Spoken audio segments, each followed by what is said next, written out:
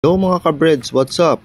In this episode, magpapalit tayo ng carburetor replacement para sa ating 2E Corolla. Ang ipapalit ko ngayon is TEC brand. So made in Thailand. Ganda rito kasi as in brand new siya, pero replacement.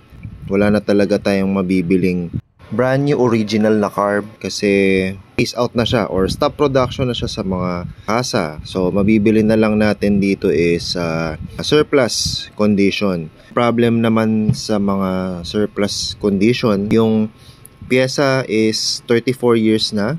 So hindi natin masabi na talaga yung durability ng isang pyesa kung gano'n nakatagal. We can never really tell na kung gaano ka laspag yung pyesa. So, ang siguro pinaka-safe na ginawa na lang natin is bumili na lang tayo ng brand new na replacement.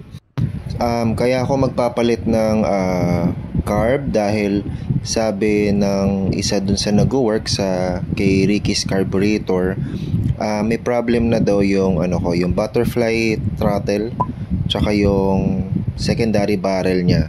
So parang may singaw or hindi na maganda yung laro ng springs niya. Kailangan kasi yung specs niya, kagaya nito sa akin, is manual choke. Kaya ang binili nating carb is same specs lang din niya. Tsaka mas maliit yung carb ng small body as compare sa big body na 2E. Para masabi natin na manual choke, wala to yung parang bilog sa gilid niya. Yun yung parang pinaka-highlight pag sa auto choke, lalo na sa mga pang big body and love life na 2E. So ito yung ginagamit ng pag manual choke pa ang kotse nyo. So especially pag sa EE90. Yan guys, papakabit na natin to kila Ricky Carburetor sa Sumulong Highway.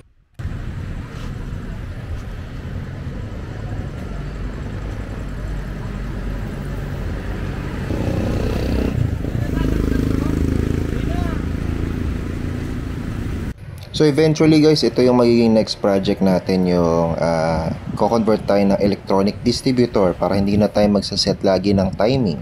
Kaya sir, sabi sa vlog yung Viral na to si Kuya sa same lang kuya? Same lang.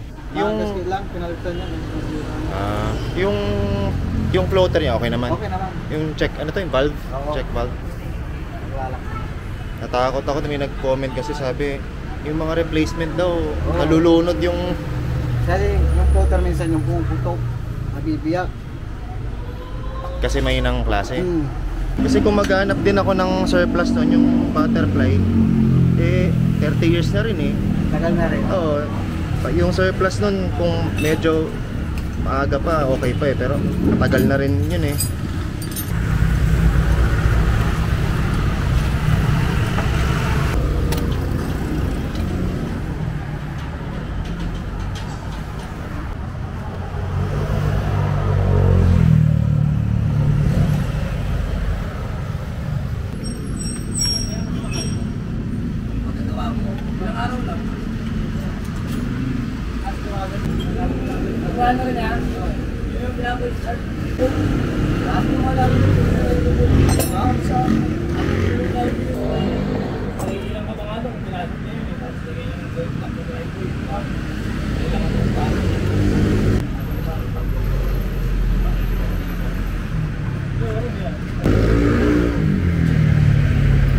Mas maganda yan kuya, no? Yung lumang solenoid, mas maganda. Nagagawa ko eh.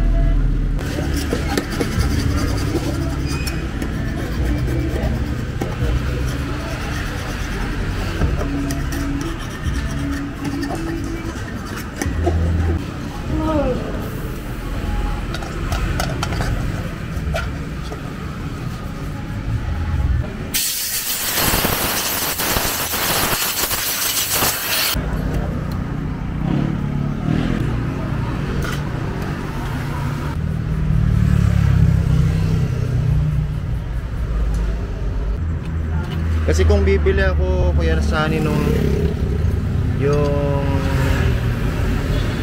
kasama yung ganon, wala akong mabilan eh. Gamit mo to. Kung halimbawa nagsawa ka sa katuan niya, pwede natin gawin yung hinahanap mo base. Papalit din sa bago mo. Kasama. Ano yung timing na to?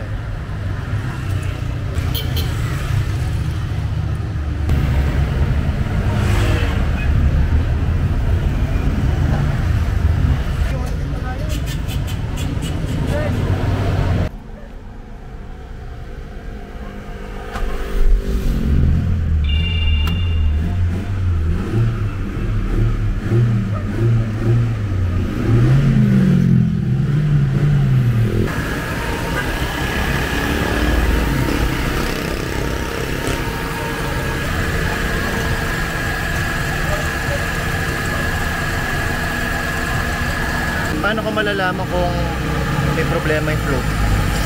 Alin, no? Yung floater, paano ko malalaman? Ubod ko siya. Overflow. Tatapon dito. Natapos lang, nalakas dito. Baba. Pero sabi mo okay naman yan, di ba? Okay na, Okay naman. para problema sa floater. Okay.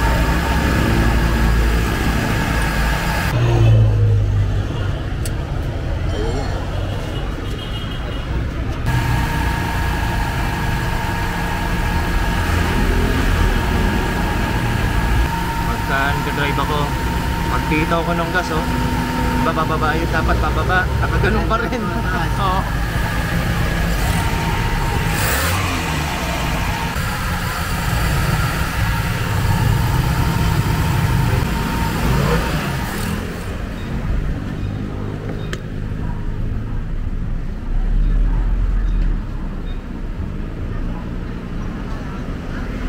$850. Akit mo pa konti. 900 siguro. 900. Okay na, goods. Ano aircon?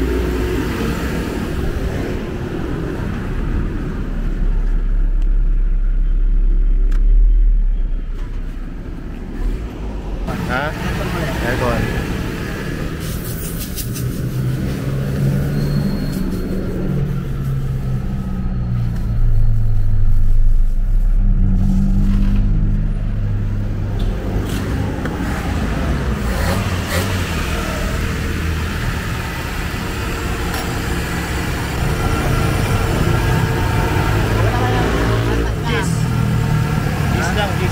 Lalagyan natin yan eh.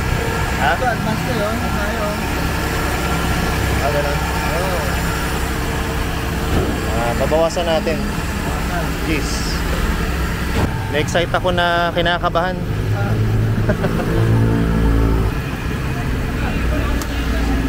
Kuya Sani. Excited ako na kinakabahan. Okay na yan. Okay na yan. Excited kasi bago yung carb eh. Kinakabahan kasi di ko pa na-testing.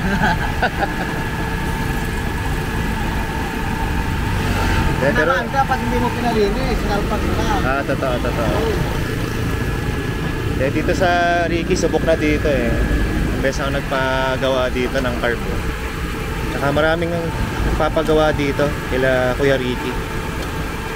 Pag nasa Antipolo kayo, dito kayo pumunta para magpagawa ng carb nyo. Ano na dito, trusted na sila. Tsaka ano talaga sila, specialist for carburetor. Kahit anong klaseng carb pa yan. So yan guys, tapos na natin ipapalit yung carb na replacement. So almost brand new pa siya, no? Tinry lang natin yung almost new na carb. Kasi syempre yung wala na tayong mabibiling ano talaga nito eh, yung fresh na carb, as compared sa syempre pagka replacement na lang na almost new. Sinubukan lang natin, no, tingnan natin yung performance niya. Kasi iniisip ko kung surplus na orig na Aisin ang bibiling ko, syempre expect na natin na may kalumaan na rin, even though sabihin ng iba fresh. Pero syempre in terms of yung functionality niya, hindi tayo makakasiguro kasi syempre yung pyesa nga niya luma na. So naisip ko baka pag pinalit natin tapos hindi rin maganda yung performance or hindi tayo na-satisfy, so sayang lang din sayang lang din yung ginastos natin. So might as well try na lang natin tong parang almost new brand, almost new na replacement, no, na same din yung specs, almost similar din or almost same yung specs niya dun sa carb na nakakabit natin na manual choke.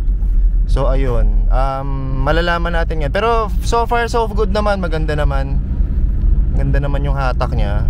Ayan, oh. May hatak naman siya. So tinest drive lang natin dito sa may Sumulong Highway. Sa ano to, lower sa LA to, sa LA Antipolo. Sa LA to, LA City, Lower Antipolo.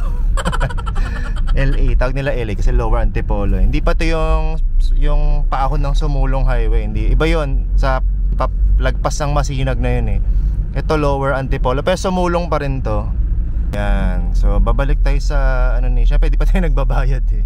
So tinest drive lang natin bago tayo umuwi. At least bago tayo umuwi, yun nga, satisfied na, wala na tayong papa-adjust or papa-kuha naman. Yan, so mabuelta na lang tayo. Yan, tapos check natin yung RPM. So naka-off yung aircon. Ayan, makikita nyo naka-off yung aircon. Yan, so far stable naman siya, no. Hindi siya malikot. Yan, pag kasi may problem yung carb, minsan malikot yung RPM.